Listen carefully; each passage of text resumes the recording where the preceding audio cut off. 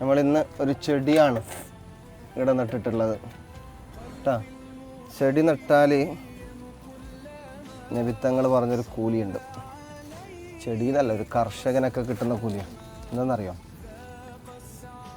ഒരാളൊരു ചെടി നട്ടിട്ട് അതിൻ്റെ താഴെ ഒരാൾ വന്ന് ആ തണലിൽ നിൽക്കുകയാണ്, അല്ലെങ്കിൽ ഒരു മരത്തിൻ്റെ താഴെ.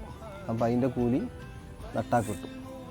ഇതിന് വല്ല ഭാവിയിൽ മാവാണെങ്കിൽ മാങ്ങ, അല്ലെങ്കിൽ വേറെ എന്തെങ്കിലുമൊക്കെ പഴങ്ങളുണ്ടായി അതിൽ നിന്ന് പക്ഷികളോ മറ്റോ കഴിച്ചാൽ ഉണ്ടാവും, ആ കഴിച്ചതിൻ്റെ കൂലിയും ഇത് നട്ടാൽ കിട്ടും.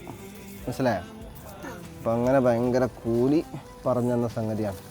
അതുകൊണ്ട് തന്നെ കർഷകരായ ആളുകൾക്കൊക്കെ വലിയ കൂലി കിട്ടുന്നതാണ് അതിൻ്റെ ഒരു കണക്ക്. ഇൻഷാ അല്ലാഹ്.